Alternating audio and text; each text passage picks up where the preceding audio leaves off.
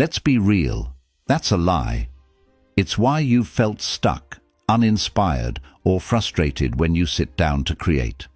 You wait for magic, but the truth is, there is no magic. And that's exactly why you've been getting nowhere. But what if I told you that the most unstoppable creative minds throughout history didn't rely on endless inspiration, perfect conditions, or even a single drop of motivation? What if I told you that they unlocked their potential through a completely different mindset, one that's been around for over 2,000 years? In this video, we're going to break down how Stoicism, the ancient philosophy of embracing life's challenges, can completely transform your creativity. No, this isn't some fluffy self-help advice. This is real, actionable stuff that will turn every obstacle, every failure, every constraint into your next big breakthrough. You don't need to wait for the stars to align. You need to embrace the struggle, and by the end of this video, you'll have the tools to start creating like never before, no matter what's going on in your life right now. So if you're tired of waiting for inspiration to strike, if you're ready to take control of your creative destiny, hit that subscribe button, stick with me, and let's unlock your full potential together. The truth about creativity is about to change forever. Number 1. Embrace negative visualization to spark radical innovation. You're cruising through life, doing great things, catching up with friends, pursuing your dreams, and everything seems to be clicking. There's that rush of excitement when everything falls into place, the high from a creative breakthrough, the joy of accomplishment. Life's a journey, right? And in those moments, you feel invincible. But then something happens. It's subtle at first. Maybe it's a missed opportunity, a sudden failure, or even worse, you're hit with a moment of stagnation. You can't put your finger on it, but you're stuck, staring at a blank page, waiting for something brilliant to happen, but nothing comes. You feel defeated. What if I told you that the key to unlocking your true creative potential doesn't lie in pushing harder, faster, or doing more? What if I told you that the way to move forward in a big way could actually start with something you might feel scared to even think about? Negative visualization. Now, don't roll your eyes. I know what you're probably thinking. Why would I want to visualize failure? Isn't the point of creativity to think positively, to envision success? It feels counterintuitive, doesn't it? We're all taught to push our limits and focus on the good, the bright side, the happy ending. But the truth is, positive thinking, while valuable, can sometimes blind us to reality and lock us into a rigid, overly optimistic mindset. Negative visualization, a core concept in Stoicism, flips that thinking. It's about imagining the worst-case scenarios, not so you can drown in negativity, but so you can prepare for them. The Stoics believed that by acknowledging what could go wrong, you remove its power over you. That's where the magic happens. When you accept that things might fall apart, when you're no longer afraid of failure, you free yourself from the weight of fear and uncertainty. You gain the freedom to innovate. You can be creative because you're not attached to the outcome. Think about your childhood. Remember the moments when you created with abandon. You weren't worrying about what if it's bad, or what if I fail. You were simply in the moment, imagining worlds, building things, painting without rules. That was you, being fully present, not burdened by expectations or the fear of falling short. In a sense, you were embracing a form of negative visualization. You were aware that your creations might not turn out perfect, yet that was exactly what allowed you to explore freely. The thought of failure never held you back. It was part of the process. Now, as an adult, you're far more careful. We're told to play it safe, to protect our reputations, our resources, and our energy. But here's the kicker: by dwelling on what could go wrong, by accepting failure as part of the path forward, you unlock a deeper, more honest form of creativity. When the stakes don't feel so high, you can take risks. You can let go of that self-imposed pressure to succeed at all costs. Your creativity will flow from a place of freedom, not from fear. Now here's where it gets interesting. The true power of negative visualization isn't just about preparing for failure, it's about expecting it in a way that makes you comfortable with uncertainty. You start to think in terms of, what's the worst that can happen, instead of, what if I fail? And by doing this, you reframe the entire creative process. You might not have known it, but that is how some of the great. Number 2. Kill perfectionism. Make failure your canvas. Let's start with a little honesty.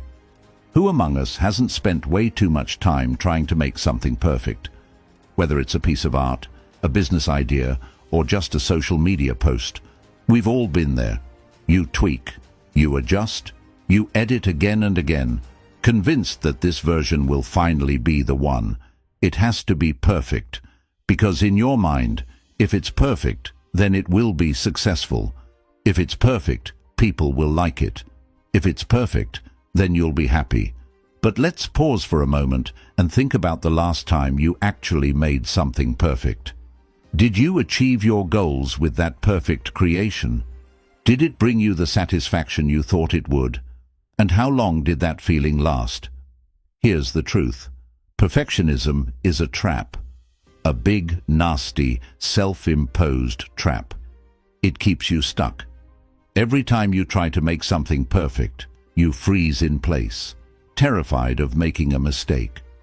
Perfectionism feeds on your insecurities, convincing you that if you don't do it just right, you'll fail, or worse, be judged.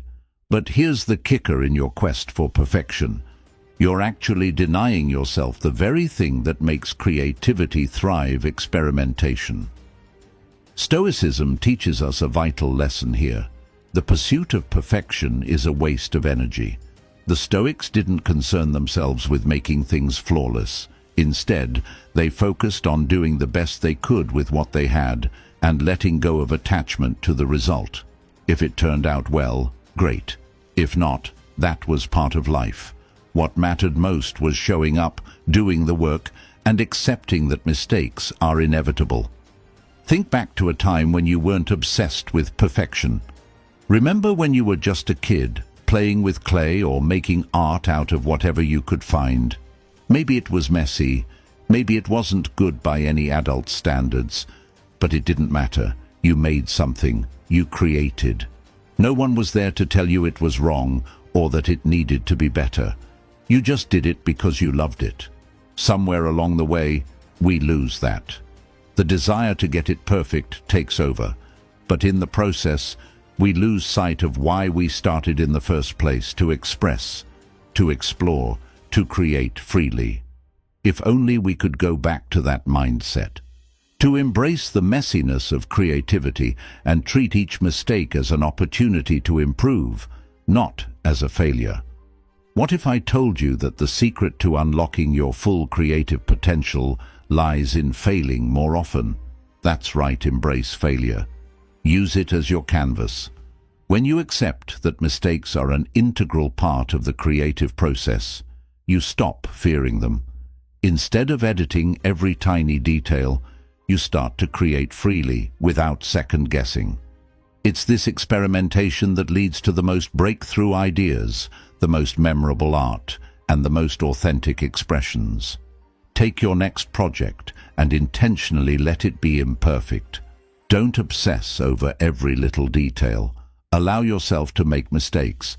Each one will be a stepping stone, a chance to evolve your work and yourself. When you kill perfectionism, you free yourself to truly create.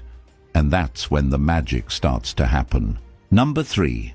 Challenge your comfort zone. Create by deprivation, not abundance. Imagine a moment of pure comfort. Everything is going according to plan. You're sitting in your favorite chair, sipping coffee, maybe watching your favorite show. You have all the time in the world, the perfect setup, and your mind is calm and content. Life is good, and yet something feels off. You've done everything you're supposed to do, and yet you feel creatively stagnant. You know that feeling when things are just too easy. That sense that you have everything you need, and yet it's hard to push yourself further. There's a sense of complacency. You get comfortable in your surroundings, but creativity thrives when you challenge yourself, when you get out of that safe, cushioned zone. Here's where the Stoics can teach us something powerful. Comfort is the enemy of growth. It's a hard pill to swallow, but it's the truth. The moment we become too comfortable, we stop challenging ourselves. We stop pushing boundaries. And when you're not pushing, you're not growing. But when you start depriving yourself, whether it's time, resources, or luxuries, that's when creativity comes alive. Think about some of the most successful creators throughout history. Many of them deliberately put themselves in tough situations. They didn't wait for the perfect conditions. They created by constraint. Deprivation is a tool that forces you to think differently, to innovate under pressure, and to find solutions you never would have imagined if you had everything handed to you. Do you remember the first time you had to make do with less?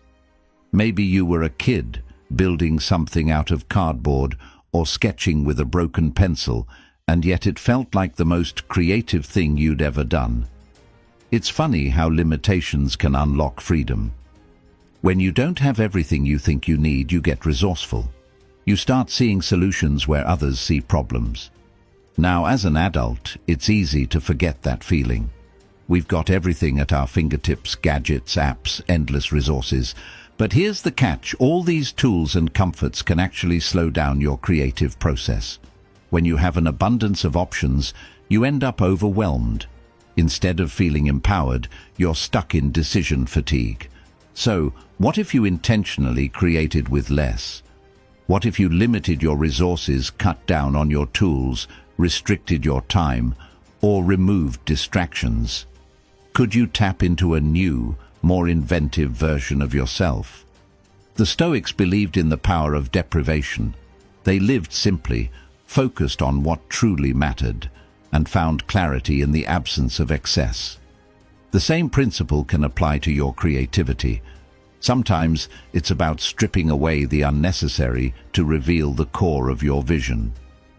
When you challenge yourself with limitations, you ignite a spark of creativity that might have been dormant. You'll be amazed at the ideas you can come up with when the pressure is on. Number 4. Turn obstacles into opportunities. Create with constraints. How many times have you heard someone say, "The sky's the limit"? We're constantly told that with enough resources, time, and opportunity, we could achieve anything. But what if I told you that's not true? What if I told you that the sky isn't the limit? Your limitations are the true canvas. Imagine this. You've got an idea, one that you're passionate about. You want to create something big, something that'll change the game. But there's a problem. You're running out of time. You don't have enough money, your resources are slim, and your tools are inadequate. It's frustrating, right? You start to feel like you're stuck, held back by your limitations, and it's tempting to think that without all the things you don't have, you'll never get anywhere. But let's pause here. This moment of frustration, the one where you feel like you're backed into a corner, is the exact moment that can transform everything. Because what if I told you that the real magic of your creative potential lies precisely in these obstacles? You see, every great creative mind throughout history, whether it was Steve Jobs, Picasso, or Marie Curie, has faced constraints. They didn't have limitless budgets, perfect working conditions, or an endless stream of resources. In fact, the majority of the time, they had to create with limitations, making the most out of what they had. Steve Jobs famously said, "Innovation is saying no to 1,000 things." It was his ability to work with constraints, to embrace the limitations around him, that propelled Apple to the heights it reached. So let's step back and think about this. Constraints aren't your enemy. They're not obstacles to overcome. They're tools, opportunities to think differently, to innovate in ways that would never have occurred to you if you had everything at your disposal. When you face a problem, a limitation, or an obstacle, it's a chance to solve something creatively. That constraint forces you to innovate, to think in ways that you never thought possible. What do we do when we don't have the money? We get resourceful. What happens when we don't have the right equipment? We improvise. Necessity truly is the mother of invention. Think back to the first time you built something with nothing but the resources available to you. Maybe you were a child, building a treehouse from discarded wood or making a costume out of fabric scraps. You didn't have the fancy tools or resources to make it perfect, but you made it work. And in that moment, when you were creatively limited, you found a new way to solve the problem. It wasn't just about the end result, it was about the process, about using what you had in ways that felt liberating. Now, as adults, we often get paralyzed by the lack of resources. But remember, when you're creative with constraints, you stop thinking in terms of what you lack and start thinking in terms of what you can make from what's in front of you. The restriction of resources forces us to focus on quality, to be more mindful, to think outside the box, and this leads to the most unique and personal forms of creativity.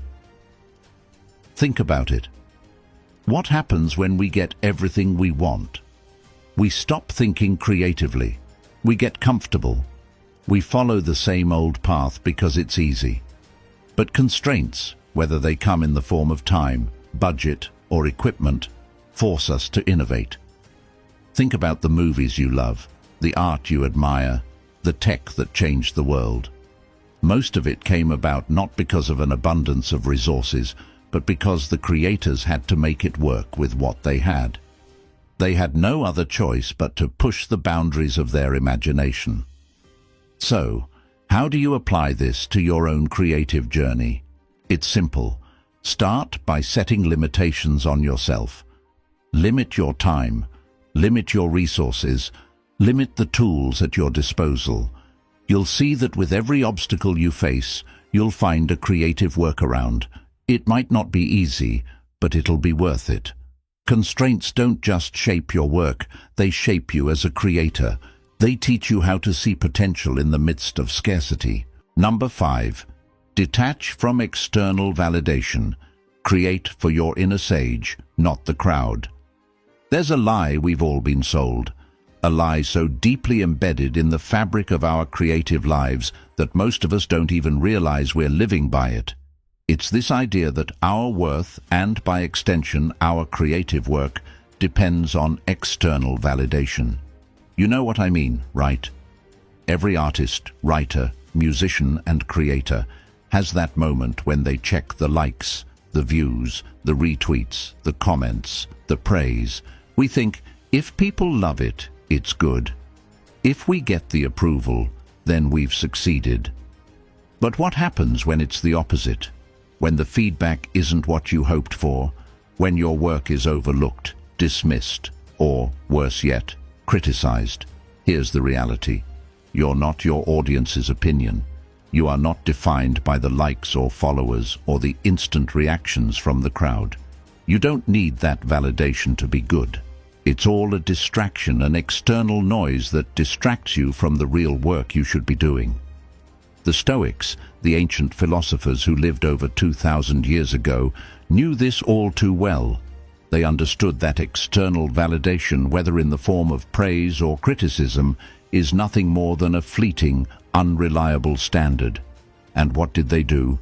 They focused on what they could control: their own actions, their own responses, their own mindset. Their value did not depend on others' approval.